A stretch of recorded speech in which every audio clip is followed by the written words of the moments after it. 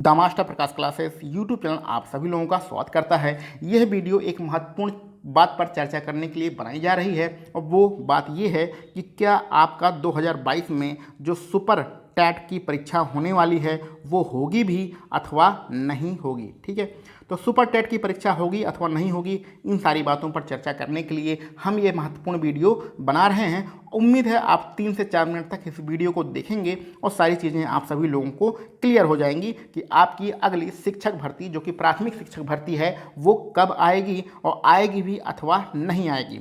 ठीक है, चलिए आगे बढ़ते हैं। जैसे कि ये एक पुराना डाटा है, लगभग 5-6 दिन पुराना डाटा है।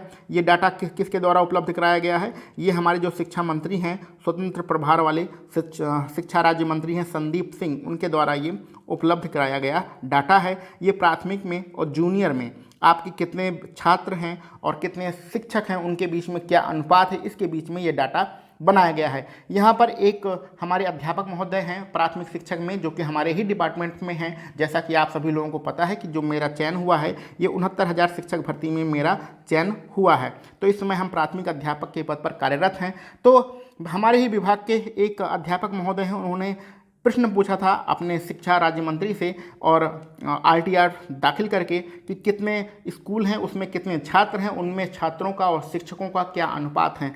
तो उसके जवाब में ये लेटर जारी किया गया है। जैसे कि इस पर हम लोग ध्यान देते हैं। प्राथमिक में बात करते हैं तो प्राथमिक में अगर हम बच्चों की बात करें तो हमारे पास टोटल कितने बच्चे हैं? 1 करोड़ लगभग 28 लाख बच्चे हैं। और उच्च प्राथमिक में अगर हम बच्चों की बात करें तो हमारे पास लगभग 52,000 बच्चे हैं। अगर हम शिक्षकों की बात करें तो प्राथमिक में जो शिक्षक हैं वो 3 लाख लगभग 32,000 हैं और जो जूनियर यानी 6 से 8 तक का स्कूल होता है उसमें जो हमारे शिक्षक हैं वो 1,20,000 के लगभग शिक्षक हैं। अब आगे बात करते हैं जो हमारा अनुपात होना चाहिए शिक्षकों का वो और छात्रों का जो छात्रों का और शिक्षकों का जो अनुपात होना चाहिए वो आपका 30:1 होना चाहिए, यानी 30 छात्र पर 1 शिक्षक होना चाहिए। हमारा अनुपात आपका शिक्षा विभाग में माना जाता है। तो यहाँ पर हम लोग बात करते हैं 30 अप्रैल के अनुसार उन्होंने कहा है कि संदीप सिंह, किसने कहा था? संदीप सिंह जो हमारे शिक्षा मंत्री हैं, उन्होंने कहा है कि हमारे प्राथमिक में 1 करोड़ 28 लाख लगभग आपके बच्चे हैं और शिक्षक कितने हैं? 3,32,000 शिक्षक हैं। इस प्रकार जो अनुपात निकल के आता है वो 38:1 का अनुपात 38:1 का अनुपात निकल कर आता है। यदि इनमें हम लोग 1,47,000 शिक्षा मित्र भी शामिल कर लें तो यह अनुपात कितना हो जाता है? 26.1 हो जाता है। ध्यान रखिएगा 30:1 आपका होना चाहिए, लेकिन यहाँ अनुपात कितना है? 26.1। अभी इस पर हम लोग चर्चा करते हैं। ठीक है, थोड़ी देर में चर्चा करते हैं, परेशान मत होइए। आगे बढ़ते हैं, जूनियर की बात करते हैं। जूनियर की भी भर्तियाँ आती रहती हैं। अभी कुछ दिन पहले ही जूनियर शिक्षक भर्ती का जो है रिजल्ट आने वाला है, उसकी वीडियो हम लोग अलग से बना चुके हैं, उसको देख लीजिएगा। तो जूनियर में जो 6 से 8 होता है उसमें आपके लगभग 52 लाख आपके बच्चे पढ़ते हैं। उनको पढ़ाने के लिए लगभग 1,20,000 हमारे पास अध्यापक हैं। वो इस प्रकार जो अनुपात निकल के आता है 43.1 निकल के आता है। अगर जूनियर में जो होते हैं वो अनुदेशक होते हैं, ठीक है, अनुदेशक को शामिल कर लें तो ये अनुपात कितना होता है? 35:1 हो जाता है। और अनुदेशकों की संख्या कितनी है? 27,555 अनुदेशकों की संख्या है। ठीक है, ये बात आपको, ये डाटा था। अभी तो हम लोग सिर्फ डाटा ही बताए हैं। अब आगे बढ़ते हैं, अपनी बात पर चर्चा करते हैं। ठीक है भैया चलिए, जैसा कि आप सभी लोगों को पता है कि हम इससे पहले हमारी 68,500 भर्ती हुई है। ठीक है, और 69,000 भर्तियाँ हुई हैं। ये 2 बड़ी बड़ी भर्तियाँ हुई हैं। ये भर्तियाँ बड़ी बड़ी क्यों हुई हैं? इसका कारण आप सभी लोग जानते हैं। अगर नहीं जानते हैं तो बताते हैं। ये बड़ी बड़ी भर्तियां इसलिए हुई हैं क्योंकि पूरे प्रदेश भर में लगभग 1.5 लाख शिक्षा मित्रों को प्राथमिक शिक्षक पद से निकाला गया था। प्राथमिक शिक्षक पद से लगभग 1.25 लाख के लगभग शिक्षा मित्र थे जिन्हें प्राथमिक शिक्षक पद पर कार्यरत थे, उन्हें हटा के पुनः शिक्षा मित्र बना दिया गया। तो वो पद खाली हुए। उन पदों को खाली होने के बाद भरने के लिए 2 बड़ी भर्तियाँ आई थी, एक 68,500, एक 69,000 थी। लेकिन अभी भी उन पदों पर लगभग आपके 23,000 सीटें खाली हैं, जिसमें से जो आपका 68,000 पदों के लिए भर्ती निकाला था सरकार ने वो तो रद्द हो गई है।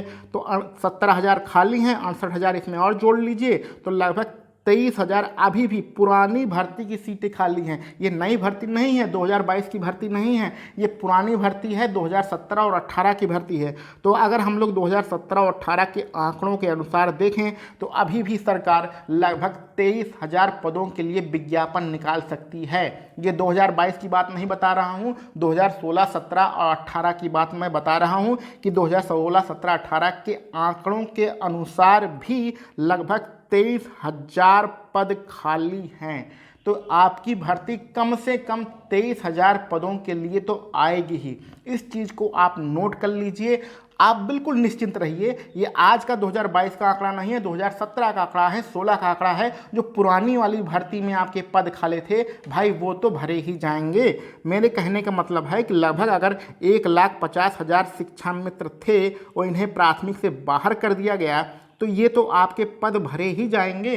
तो पद भरने के लिए 2 भर्तियां हो चुकी हैं, लेकिन उन 2 भर्तियों में भी सीटें नहीं भरी गई, तो तीसरी भर्ती तो होगी ही, चाहे 1 महीने बाद हो चाहे 2 महीने बाद हो, आपकी तीसरी भर्ती होगी ही। कम से कम 23,000 पदों के लिए तो होगी ही। ठीक है, ये पहला मेरा पॉइंट था जो कि हमने क्लियर कर दिया है कि आपकी सुपर टेट जरूर होगा, शिक्षक भर्ती जरूर आएगी, कम से कम 23,000 पदों के लिए तो जरूर आएगी। अब दूसरे पॉइंट पर चलते हैं। यहाँ पर साफ साफ लिखा गया है कि भैया 1,47,000 हमारे लगभग में 1,47,000 आपके शिक्षा मित्र हैं। अगर इनको जोड़ते हैं तो हमारा अनुपात कितना होता है? 26:1 होता है। ये जो आपको 23,000 बताया ये पुरानी बात थी। अब नई 2022 के अनुसार हम लोग बात करते हैं तो हमें 26:1 नहीं चाहिए, हमें अनुपात कितना चाहिए? 30:1। तो स्वाभाविक सी बात है 30:1 करने के लिए भी अगर हम लोग मोटा मोटा मान लें तब भी 1,00,000 पद आपके खाली हैं।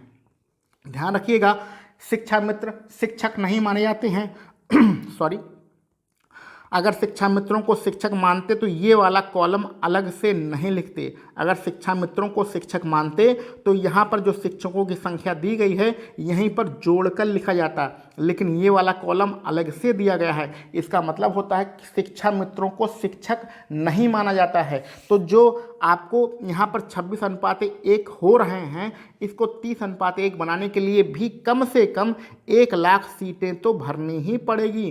तो इस प्रकार से प्राथमिक में कम से कम 1,00,000 सीटें खाली हैं। पुरानी भर्ती के अनुसार 23,000, नई भर्ती के अनुसार 1,00,000 सीटें खाली हैं। तो मोटा मोटा अगर पूरी छात्र संख्या को अनुपात बनाना हो तो लगभग 1,00,000 सीटों की व्यवस्था करनी पड़ेगी और 1,00,000 सीटों की व्यवस्था करने के लिए 1,00,000 अभ्यर्थियों को शिक्षक बनाना पड़ेगा। इस चीज़ को आप बहुत अच्छे तरीके से समझ रहे हैं। यहाँ पर हम लोग जूनियर का भी आंकड़ा नहीं लेंगे क्योंकि जूनियर की भर्ती का कोई भरोसा नहीं है, लेकिन हमारे प्राथमिक में आप मान के चलिए कि मोटा मोटा 23,000 आपकी पुरानी सीटें खाली हैं, इस पर तो भर्ती आएगी ही। ये मामला 2017 और 18 का है। ठीक है, उसके अलावा छात्र अनुपात 30:1 बनाने के लिए नई शिक्षक भर्ती जरूर आएगी, क्योंकि शिक्षा मित्रों को शिक्षक नहीं माना जाता है। अगर शिक्षक माना जाता तो उसी कॉलम में उन्हें जोड़कर लिखा जाता। तो उम्मीद है मेरी इन बातों से आपके मन में जो निराशा है, जो हताशा है, वो दूर हुई होगी और आप मन लगा के सुपर टेट अथवा आपका टीजीटी और पीजीटी का भी विज्ञापन आ चुका है, उसकी तैयारी करेंगे। हताश मत रहिए, निराश मत रहिए। भर्ती आती है, विज्ञापन आता है, ज़रूर आपको नौकरी मिलेगी, सफलता मिलेगी। 69,000 भर्ती में भी हम लोगों को 2 साल 2.5 साल बाद नौकरी मिली थी। कोर्ट केस चला था, लगभग 2 साल तक कोर्ट केस ही चलता रहा।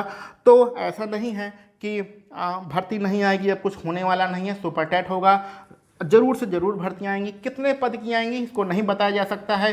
17,000 देंगे, 23,000 देंगे, 50,000 देंगे, 75,000 देंगे, 97,000 देंगे, इसका कोई अभी आंकड़ा नहीं है। गवर्नमेंट के ऊपर है, डिपेंड करता है वो कितनी भर्ती लाएगा। लेकिन जब भी लाएगा आपको इसी प्रकार से नोटिफिकेशन दी जाएगी। आप लगातार इस यूट्यूब चैनल के साथ बने रहिए। और हाँ, यहाँ पर एक इन्फॉर्मेशन भी आपको देना चाहते हैं कि यदि आप सुपर टेट की तैयारी कर रहे हैं अथवा टीजीटी पीजीटी की तैयारी कर रहे हैं, शिक्षक भर्ती की तैयारी अगर आप कर रहे हैं तो इस YouTube चैनल को सब्सक्राइब कर लीजिए। इसके साथ लगातार बने रहिए। यहाँ पर आपको अच्छे से अच्छे प्रैक्टिस सेट सॉल्व कराए जाते हैं। उन प्रैक्टिस सेट को सॉल्व करके आपकी इतनी अच्छी तैयारी हो जाएगी, सारे प्रश्न इतने अच्छे तरीके से रट जाएंगे कि परीक्षा में आपको बिल्कुल आसानी से सारे प्रश्न आप सॉल्व कर सकते हैं। यही पढ़ने का सबसे अच्छा तरीका होता है कि आप प्रैक्टिस सेट अधिक से अधिक संख्या में सॉल्व कीजिए। तो उम्मीद है सारी चीज़ें आपको क्लियर हो गई होंगी। चलिए मिलते हैं हम लोग अपने अगले किसी वीडियो लेक्चर में। इसके अलावा भी यदि आपके पास कोई डाउट हो, कोई शंका हो या कोई प्रश्न आप पूछना चाहते हैं तो ज़रूर कमेंट बॉक्स में अपने प्रश्नों को लिखिएगा, उसका जवाब देने की कोशिश की जाएगी। चलिए मिलते हैं हम लोग अपने अगले किसी वीडियो लेक्चर में। आप सभी लोगों को वीडियो देखने के लिए बहुत बहुत धन्यवाद।